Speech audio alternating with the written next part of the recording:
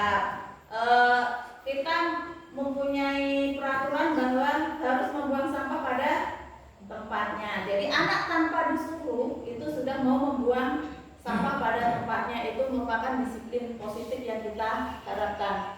Nah, sebagai pendidik, tujuan kita adalah menciptakan peserta didik yang memiliki disiplin diri sehingga mereka berperilaku mengacu pada nilai-nilai universal dan memiliki motivasi intrinsik dalam merubah perilaku ke arah yang lebih baik.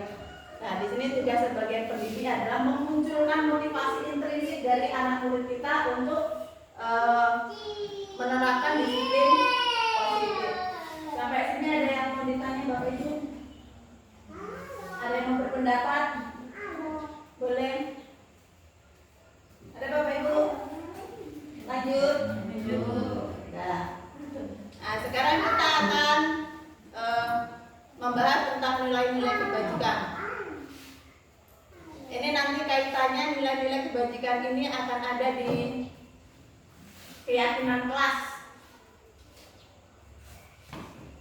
Nilai kebajikan yaitu nilai-nilai yang disepakati bersama lepas dari suku bangsa, agama, bahasa maupun latar belakang.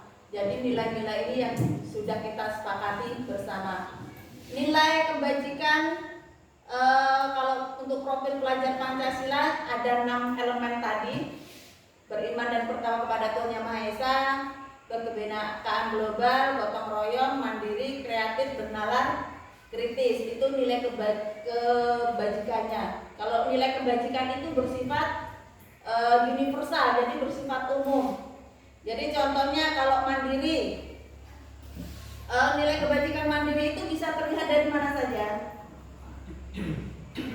Anak percaya diri berarti mereka sudah mencerminkan nilai kebajikan mandiri. Terus apa lagi? Mandiri.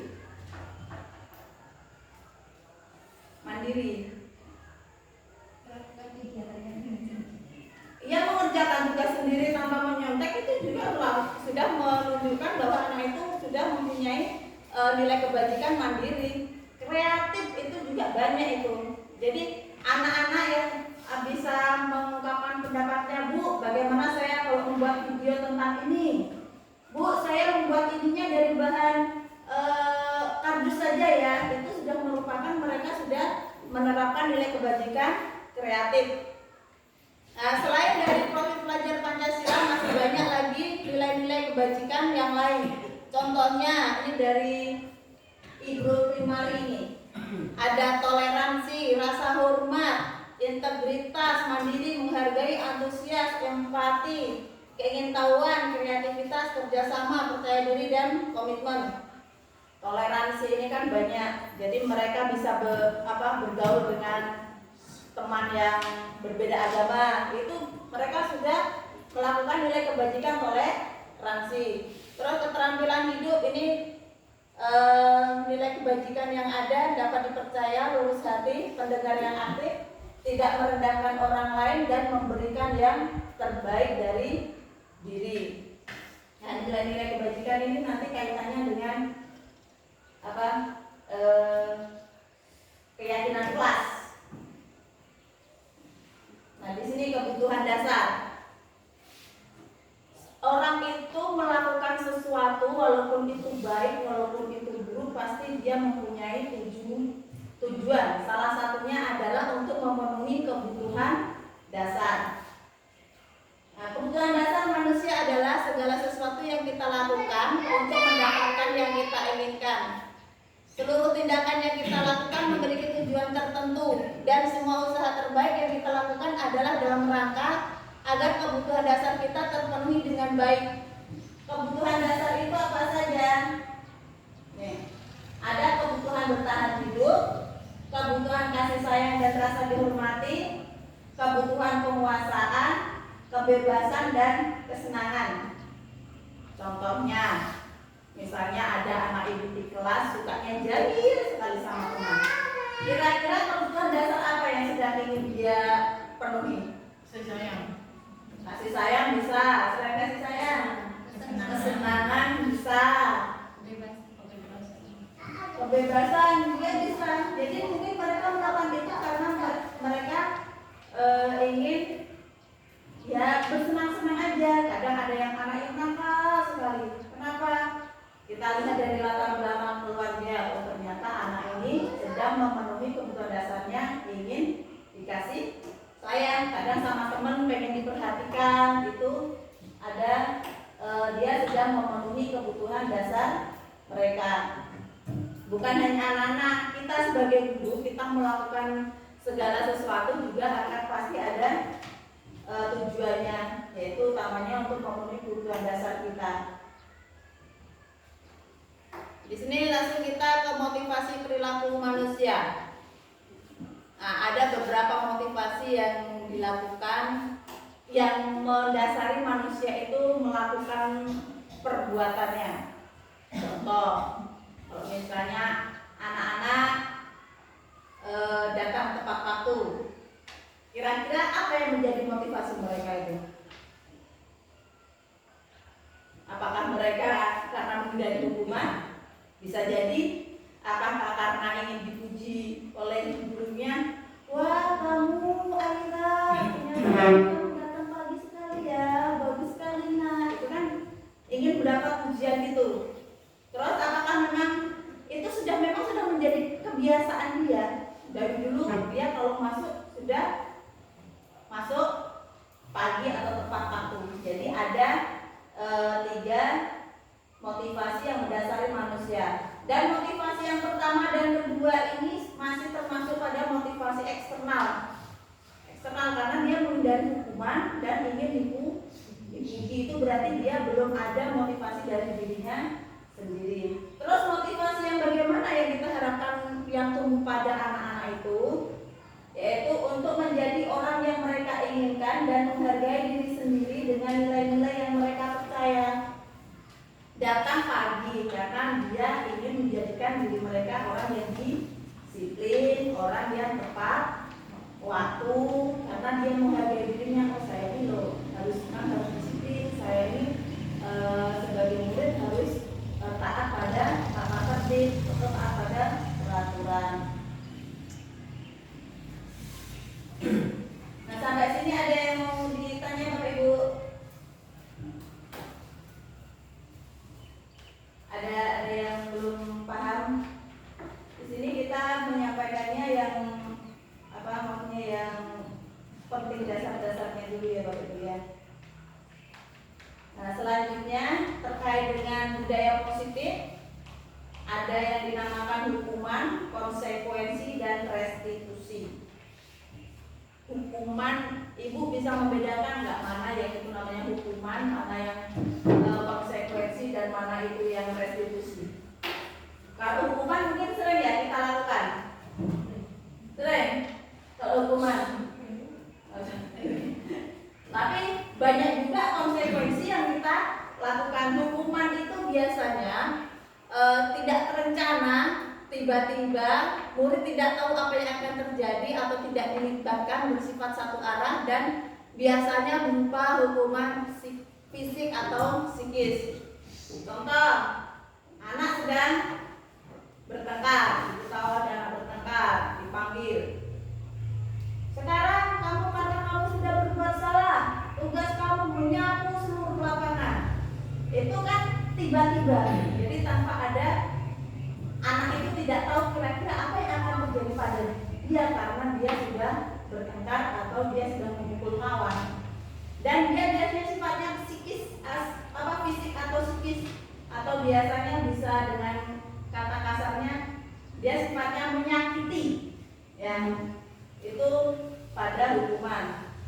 Terus bagaimana dengan konsekuensi? Bapak Ibu pasti kalau di kelas sudah ada lah ya awal itu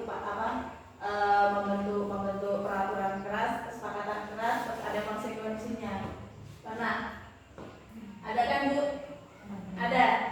Nah, ini kalau konsekuensi ini terencana dan disepakati sesuai peraturan, murid tetap dibuat tidak nyaman dan sikap guru selalu memonitor murid. Nah, di sini misalnya tadi kalau kesepakatan kelas, salah satu contoh kesepakatan kelas apa?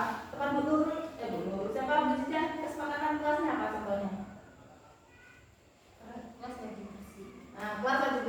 Terus konsekuensinya? Bersih enggak, belajar belum boleh dimulai.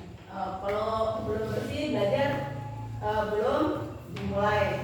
Nah, itu adalah salah satu konsekuensinya. Jadi kalau misalnya ada anak yang tidak piket, ya kan, nanti dimonitor sama guru, lihat masih kelas sudah bersih apa belum, lihat belum bersih. Karena kelas kalian belum bersih, seperti angkatan kelas kita, makanya kita belum bisa mulai belajar. Nah, itu adalah konsekuensi. Nah, sekarang restitusi. Nah, ini yang diharapkan kalau bisa semua guru memang bisa melakukan restitusi gitu ya. Ini restitusi ini juga ada cara-caranya. Nanti mungkin kita bisa bahas kalau misalnya waktu sekarang belum mencukupi, kita bahas untuk di waktu yang akan datang. Restitusi adalah menciptakan kondisi bagaimana murid memperbaiki kesalahan dan proses kolaboratif yang mengajarkan murid untuk mencari solusi sendiri. Jadi restitusi itu contohnya, misalnya ada kesalahan, dipanggil, terus kamu telah melakukan kesalahan apa? Apa alasan kamu melakukan kesalahan? Keyakinan apa yang sudah kamu abaikan? Misalnya kalau misalnya anak tadi tidak nyapu, nah tidak menyapu berarti keyakinan kelas apa? Keyakinan apa yang sudah mereka langgar menurut nilai-nilai kebajikan tadi? Tanggung jawab. Nah, terus anak itu kita kasih solusi. Karena kamu sudah melanggar dari salah satu keyakinan kelas, kamu mau nggak memperbaikinya? Terus bagaimana cara kamu akan memperbaikinya?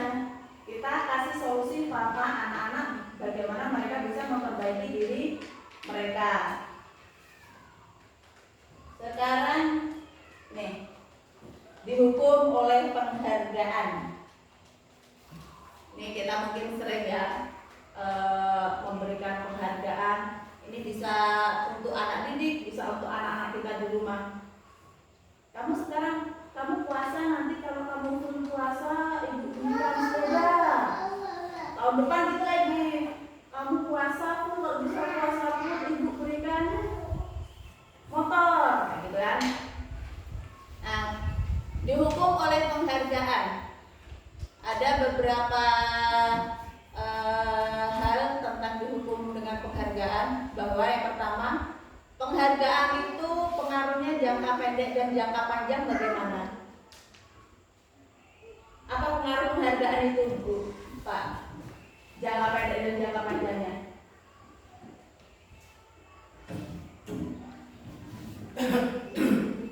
Kalau kita bukan penghargaan, Ketergantungan. iya, ketergantungan. Jadi jangka pendeknya mungkin kalau dikasih penghargaan, dia mau melaksanakan apa yang kita inginkan. Tapi jangka panjangnya kalau sudah tidak ada penghargaan lagi, belum tentu dia mau melakukan. Terus penghargaan itu tidak efektif, yaitu tadi anak-anak jadi ketergantungan. Terus selanjutnya penghargaan merusak hubungan. Kadang anak itu, misalnya kita memberikan penghargaan sama si A gitu. Silakan kerjakan ini, siapa paling cepat, nanti ibu kasih permen. Ada yang anak cepat, saya pun. Nah, ternyata kita waktu saya Bu itu tuh ada beberapa anak. Nah, ternyata anak yang kita pilih itu yang kita kasih permen, anak yang lainnya tadi loh saya itu loh. Apa anak-anak itu lebih cepat, kenapa kok dia yang itu dulu? Nah, seperti itu mempengaruhi hubungan. Selain itu, anak itu kadang berharap melakukan sesuatu karena sudah diiming-imingi hadiah. Karena dia tidak pernah dapat hadiah, akhirnya dia tidak mau lagi melakukan. Alah, paling saya juga gak akan dapat kok itu katanya. Itu adalah penghargaan merusak hubungan. Terus penghargaan mengurangi kecepatan. Nih, kenapa kok penghargaan itu mengurangi kecepatan? Ya itu tadi karena saya ini akan mendapatkan penghargaan. Jadi kadang orang yang mendapatkan penghargaan itu karena dia memang munculnya bukan dari diri sendiri ya, karena dia munculnya itu kan eksternal. Jadi melakukan segala sesuatu itu kadang asalan berbeda dengan murid yang tidak mendapatkan penghargaan, tapi dia melakukan hal itu sudah dari dalam dirinya. Terus penghargaan menurunkan kualitas, yang bersama tadi mengurangi ketepatan tadi, hampir sama. Terus penghargaan mematikan kreativitas. Nih, anak yang kreatif kalau dikasih penghargaan, kalau sudah tidak ada penghargaan, ya sudah tidak mau melakukan lagi. Tuh, menurunkan kreativitas. Nah, penghargaan itu menghukum apa ya? Ini biasanya kaitannya ada juga dengan pemberian ranking. Yang belajarnya bagus, kita kasih penghargaan ranking 1. Tetapi yang belum bisa mengikuti pelajaran kita hukum dengan tidak dapat ranking. Itu tadi apa penghargaan itu, kenapa menghukum. Makanya sekarang itu untuk kurikulum merdeka ini rankingan itu memang sudah tidak dianjurkan lagi. Jadi kalau misalnya kita berbicara dengan wali murid itu kita tidak bisa bicara lagi pelajaran agama ibu, anak ibu itu seperti ini, pelajaran matematika seperti ini, bukan. Tapi yang banyak yang harus kita share kepada mereka, bagaimana sikap mereka di sekolah, apa perkembangan mereka, keterampilan apa yang muncul sekarang dari mereka. Di sini ada 5 posisi kontrol. Nah, ini 5 posisi kontrol guru, yaitu guru sebagai penghukum, guru pembuat merasa bersalah, guru sebagai teman, guru sebagai pemantau, dan guru sebagai manajer. Kira-kira Bapak Ibu selama ini sudah ada di posisi yang berapa? Pemantau. Apa yang sudah ada yang sampai ke manajer? Nah, jadi ini contoh-contoh penerapannya. Ya sebelum ke contoh penerapan, kalau posisi penghukum itu yaitu tadi anak melakukan selasa ngasih kita hukum, sana campurin rumput, sana isi bak kamar mandi, itu namanya penghukum. Kalau pembuat merasa bersalah itu guru biasanya lebih merendah omongannya. Kenapa sih nak kamu masih berubah seperti itu? Ibu lo sering di nganu tegur sama kepala sekolah. Bisa kamu gak kasihan sama ibu? Itu pembuat rasa bersalah. Jadi anak ini merasa bersalah sama gurunya. Oh, karena kelakuan ini masih seperti ini, guru sampai ini ditegur sama kepala sekolah. Kalau sebagai teman, misalnya, hai Andi, kenapa kok kamu datang terlambat?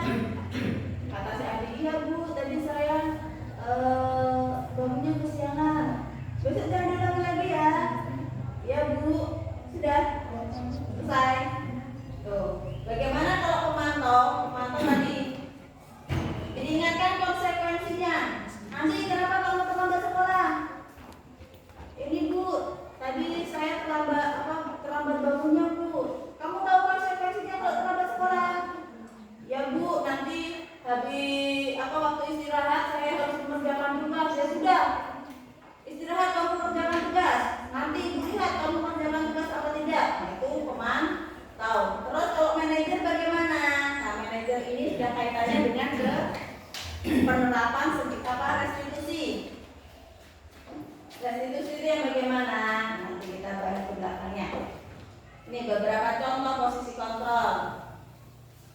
Misalnya kasusnya siswa tidak memakai atribut lengkap saat upacara. Kalau sebagai guru penghukum, apa yang dilakukan adalah menyuruh anak hormat pada bendera selama 1 jam. Hormat itu kan pakai fisik ya bu ya.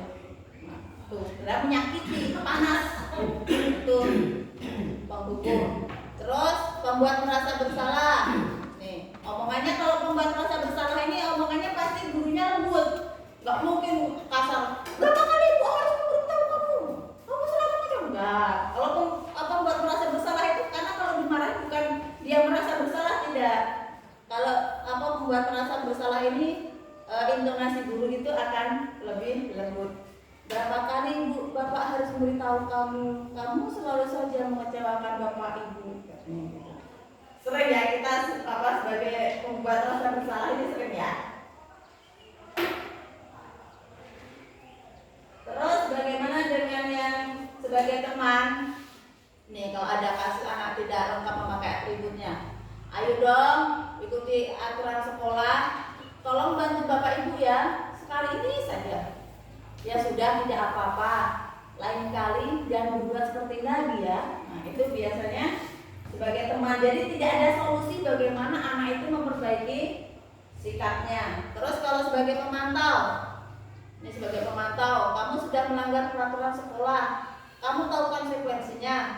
Setelah upacara, kamu beli atributnya ke koperasi dan jangan diulangi lagi. Nah itu mungkin selama ini sudah ada konsekuensi yang menjadi kesepakatan. Kalau misalnya tidak memakai atribut, maka dia harus membeli atribut. Terus bagaimana untuk yang manajer? Manajer kira-kira yang dilakukan guru seperti ini. Apa kamu tahu kesalahan kamu? Kalau anak kan nanti manajer ini nih apa ya? Dia itu harus bisa mengungkap apa yang ada di dalam unek-unek anak-anaknya. Contoh kayak kemarin kita ya Bu, siapa Bu Jidah ya? Seperti kita menanya sama si Irma, kenapa kamu tidak masuk sekolah? Itu lama. Kita bisa menggali informasi dari dia itu untuk mengungkapkan apa sih sebenarnya terjadi pada dia, itu lama. Memang seperti itu nanti. Akhirnya dia bisa mengungkapkan kalau misalnya dia sudah dibully. Yaitu posisi manajer itu seperti itu. Jadi bisa mengungkap mencari apa yang ada di dalam hati dan pikiran anak-anak. Terus ditanya lagi kira-kira bagaimana kamu memperbaiki kesalahanmu. Nah itu dikasih solusi anak-anak itu kira-kira mau memperbaiki kesalahannya itu bagaimana, biarlah mereka membuat pilihannya sendiri. Terus apakah harus kita biarkan saja ketika mereka membuat pilihan itu sendiri? Ya akhirnya kita tetap akan menjadi pemantau lagi. Ya harus kita tetap pantau apakah dia sudah memperbaiki dirinya sendiri atau belum. Nih sekarang kita akan tebak-tebakan kira-kira kalau gurunya mengatakan seperti ini dia termasuk pada posisi kontrol apa. Kalau saya kecewa sekali dengan kamu, kira-kira posisi kontrol apa yang dilakukan oleh guru? Membuat rasa bersalah. Terus kamu tidak benar melakukannya, penghukum karena dia secara psikisnya. Terus apa rencana kamu untuk menyelesaikan masalah ini? Sebagai manajer. Terus ayolah lakukan demi bapak ibu ya, sebagai teman. Terus kamu tidak mendapat nilai jika tidak mengerjakan tugas. Sebagai penghukum ya, hukumannya tidak mendapat nilai. Nah terus kita akan membahas tentang keyakinan kelas. Sampai sini tadi sudah bisa dipahami Bapak Ibu? Bisa. Nah sekarang tentang keyakinan kelas. Mengapa keyakinan kelas bukan peraturan kelas? Walaupun pada dasarnya keyakinan kelas itu sendiri berasal dari peraturan kelas. Ada beberapa step yang dilakukan untuk membentuk keyakinan kelas. Pembentukan keyakinan kelas itu, keyakinan kelas itu bersifat abstrak, bukan pernyataan. Jadi bukan pernyataan, jadi dia bersifat abstrak. Misalnya guru dan murid saling menghormati, guru dan murid menjaga kebersihan sekolah. Nah itu bersifat abstrak. Terus universal dibuat dalam pernyataan. Tadi kan kalau misalnya guru saling menghormati itu kan dia menggunakan kata-kata nilai kebajikannya, yaitu menghormati atau saling menghormati. Terus ini sambungannya tadi, universal dibuat dalam pernyataan positif. contohnya misalnya kalau ada peraturan tidak membuang sampah sembarangan, berarti kalimat positifnya bagaimana? Tidak membuang sampah sembarangan berarti kalimat positifnya apa, Bu? Kalau tidak membuang sampah sembarangan, membuang sampah pada tempatnya. Nah, terus keyakinan kelasnya apa itu kalau nilai kebajikannya membuang sampah pada tempatnya itu? Enggak, keyakinannya. Nilai kebajikan yang dimunculkan dari situ apa? Membuang sampah pada tempatnya itu. Menjaga kebersihan. Hah? Menjaga kebersihan kelas. Menjaga kebersihan berarti kita ambil aja kebersihan seperti itu. Nah, itu nanti dibuat kata-katanya. Jadi dia bersifat abstrak gitu loh. Terus sesuai dengan kondisi kelas dan sekolah. Dia harus disesuaikan dengan kondisinya. Terus selanjutnya sehingga mudah diterapkan semua warga kelas. Nah, semua warga kelas itu dilibatkan dalam membuat keyakinan kelas. Jadi keyakinan kelas itu jangan hanya ibu-gurunya saja yang buat, tapi anak-anaknya juga dilibatkan. Jadi nanti keyakinan kelas itu kalau kita mempunyai peraturan sebanyak 20 peraturan kita buat di kelas, itu nanti keyakinan kelasnya bisa hanya 5 seperti itu, karena dia dimasukkan ke masuk ke nilai kebajikan yang mana, seperti itu. Nah, ini sekarang ke segitiga restitusi. Ini kalau kita mau berada pada posisi control manager, maka kita harus bisa menerapkan segitiga restitusi. Ini semoga saja nanti kita guru-guru semua warga sekolah ini bisa menerapkan segitiga restitusi ini. Apa yang dilakukan dalam segitiga restitusi? Yang pertama adalah menstabilkan identitas. Terus yang kedua validasi tindakan yang salah. Dan selanjutnya menanyakan keyakinan. Menstabilkan identitas. Berdasarkan prinsip membuat kesalahan adalah bagian dari proses pembelajaran. Jadi kalau misalnya anak kita harus ketahui dulu kebutuhan dasar mereka tadi. Ya, contoh tadi anak ini jahit di kelas, ternyata anak ini kebutuhan dasarnya hanya ingin bersenang. Nah, kita stabilkan identitas kalian, apa identitas mereka. Itu tahu kok kalian anak-anak itu memang senangnya yang senang-senang lah. Membuat permainan biar kalian itu merasa senang, bosan ya di kelas terus ya. Itu namanya menstabilkan identitas. Nah, contohnya ini berbuat salah itu wajar. Ya namanya manusia ya, berbuat salah itu wajar karena kita orang dewasa juga pasti akan berbuat salah. Terus tidak ada manusia yang sempurna. Kata-kata itu bisa juga kita ungkapkan pada anak-anak ketika pada tahap menstabilkan identitas. Bapak Ibu juga pernah melakukan itu bisa yang anak berkelahi itu kan. Bapak Ibu dulu juga pernah kok berkelahi. Boleh. Terus langsung ini ada Bapak Ibu tidak ingin menghukum kalian, tapi Ibu akan mencari solusi dari permasalahan ini. Boleh. Terus kamu berhak merasa begitu. Ini kadang anak yang kalau kita panggil itu Bu, tadi saya disuruh itu Bu, itu tadi saya disuruh itu. Nah itu berarti mereka kan melemparkan kesalahan pada orang lain. Boleh kita dan Ibu, kamu berhak kok merasa kalau kamu itu tidak bersalah. Boleh. Nah, terus yang selanjutnya validasi tindakan yang salah. Nih, berdasarkan prinsip setiap perilaku berusaha memenuhi suatu kebutuhan tertentu. Tadi kebutuhan dasar ada 5, yaitu kebutuhan hidup, kesenangan, terus apa lagi? Penguasaan,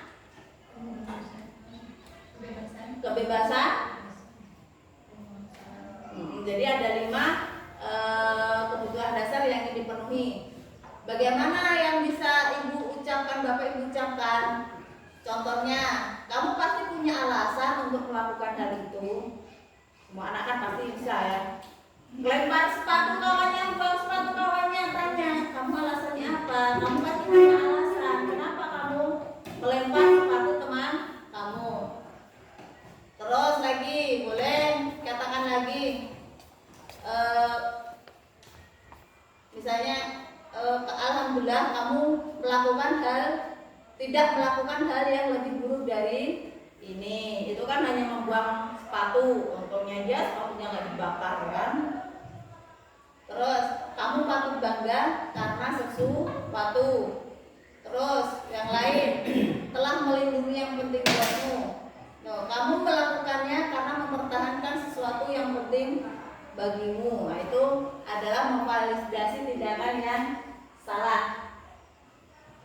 Jadi tidak langsung menyalahkan kamu loh mematahkan sapu, salah kamu, bukan, tapi kita validasi dulu tindakannya. Kenapa alasan kamu kok mematahkan sapu? Ibu pun juga pernah mematahkan sapu di kelas, di sekolah dulu. Terus selanjutnya adalah menanyakan keyakinan. Berdasarkan prinsip teori kontrol bahwa pada dasarnya kita termotivasi secara intrinsik. Nah, nih intrinsik tadi berarti motivasi kita harus dalam diri kita masing-masing, bukan berasal dari orang lain. Kalau sudah mereka nanti kita tanya validasi identitasnya, sudah kita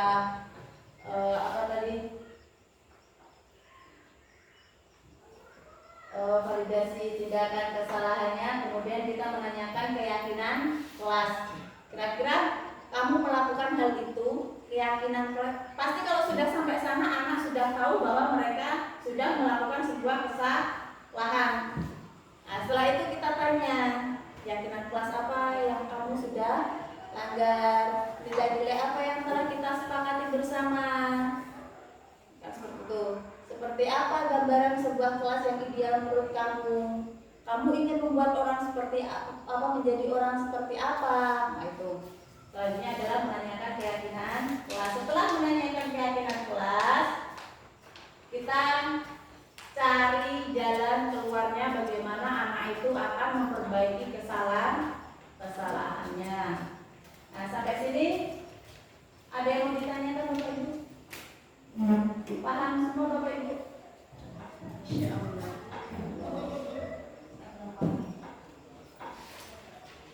Nah, sebagai penutup,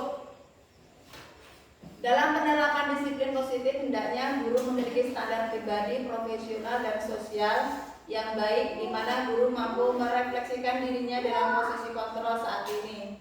Bagaimana perjalanan dirinya sebagai manajer among atau manajer yang menuntut murid-muridnya menjadi insan yang mandiri, merdeka dan bertanggung jawab sesuai dengan standar nasional pendidikan. Jadi kita memang harus merefleksi diri Bapak Ibu ya. Kira-kira kalau misalnya posisi kontrol apa yang selama ini sudah kita lakukan, atau kalau misalnya kita ingin menjadi posisi controlling manager, apa yang menjadi kekurangan kita, itu kita harus bisa merefleksi. Kita bisa meminta umpan balik dari kepala sekolah, dari guru-guru, ya seperti itu Bapak Ibu ya. Nah, mungkin cukup sekian pemaparan saya tentang budaya positif. Kurang dan lebihnya saya mohon maaf, dan semoga apa yang saya sampaikan tadi bermanfaat untuk kita semua dan bermanfaat untuk sekolah ini. Saya akhiri, billahi taufiq wal hidayah. Wassalamualaikum warahmatullahi wabarakatuh. Waalaikumsalam warahmatullahi wabarakatuh.